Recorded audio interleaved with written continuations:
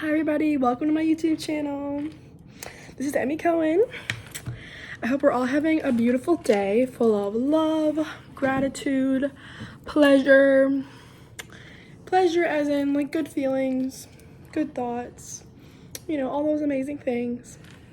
So today I'm wearing a crown because I got this from Shein and I love it, and it's just so, it's just giving princess, you know, like why not?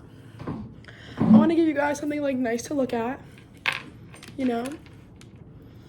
So today we're going to be talking about why self-evolving is the key to moving on after a breakup. I know. So we're going to be learning about why self-accountability is so helpful to the healing process, and you need to allow yourself to not feel guilty for, you know, what happened, and not taking it, and you need to not feel guilty for it taking so much time to get over your lover, because it's hard to talk, because as Jordan Peterson said, a clinical psychologist, it could take up to a year to get over a relationship, which is completely normal because, you know, it is. We're also going to be learning about goal setting and how a breakup can trigger so many psychophysical problems and events in your life and cause a lot of trauma and mental mother truckerness and mental roadblocks and encounters. We're also going to be learning about how you can become more hopeful in your life, because hope is literally the anti-sadness, and I want all you guys to have more hope in your life, because a hopeless life is depression. So we need to heal that, you know? I know this no contact time in your life could be so difficult, like beyond difficult, beyond hard, beyond horrible. And it is so painful, and you have to give yourself hope. You have to give yourself hope at this dark time in your life, because you have to remind yourself that your life is not over, your life is not done. You know, you need to keep, you got to keep moving. And I know it's so hard. I promise I know. And there are a lot of other men or women who find you absolutely beautiful. Like, some people think you are just like drop dead gorgeous. They love you. They're obsessed. And like, it's hard for you to see that because you're in love with someone else. You miss somebody else. But like, other people find you beautiful too. And it's like, it's sad that you can't see that right now.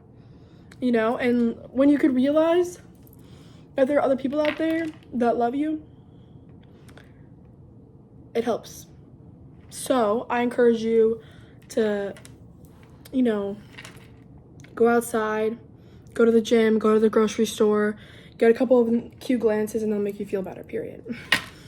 And I believe that as long as you are a positive person, you groom yourself, you wear makeup and perfume every day, and you work out, you are doing the most you can, you are improving yourself, you are doing so good, you are attractive, period. You are attractive, period. You will have another love. So that's why it's really important to take care of your health, and that's why it's really important to care about your appearance, because as long as you're doing your best to have a good appearance, you know, the world's your oyster, period. So like, take advantage of that and put your looks and grooming yourself first, so that the world can become literally yours, you know.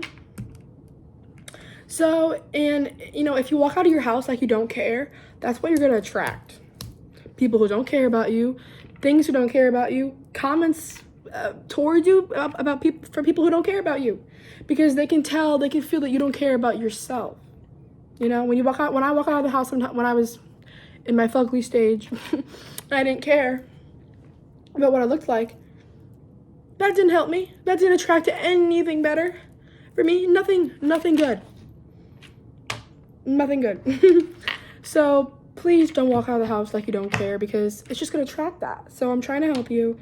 Please walk out of the house like you're already married to a millionaire. Period. So first of all, when you and your man are over, you get to realize what you did wrong. And you realize that you did not have thick boundaries, because if you had thick boundaries, you probably wouldn't be so hurt, you know? Don't worry. Right there with you. But like, let's be real. if you had thick boundaries and if you love yourself, you wouldn't have let yourself get to the point where you're watching this video sad, depressed, anxious, obsessive. You know, it's hard to call you out, but it's true. And you should have had a goal for your last relationship. You should have. To get married, to get that bag, to get married, to get married, to get married, to get married, to get married, you know? And if you're not dating to marry, stop watching this video. Because I think that, let's be real, that everyone is dating to marry, and if you're not ready to date. That's just how it goes. Second, this one's hard. You realize after the breakup that you ignored all the signs of betrayal. And what I mean by that is you remember, now that it's over, you remember everything that happened, and you're seeing it all in the light of, like, you could have stopped it because, like, you saw things that were wrong. You saw things that were wrong, and you didn't decide to act on them in that moment. And you ignored those signs of betrayal. And every time you ignore a sign of betrayal, you literally hurt yourself in the future. So when something happens, this is also like I would like to source Jordan Peterson on this one.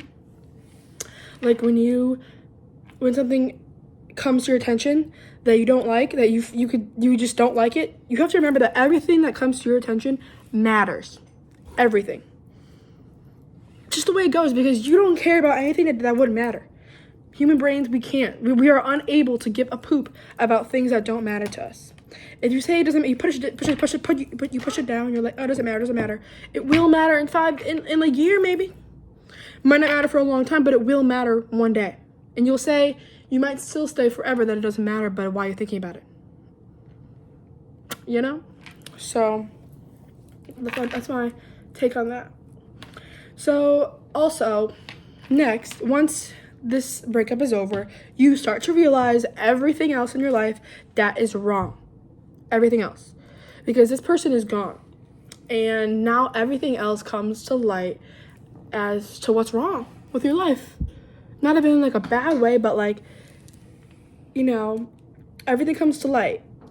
All the bad, all the good, all the bad. And it's just like, it's on the spotlight now because that person's gone, and now you're left with all the pain of your life. Because that person is gone, and like, this is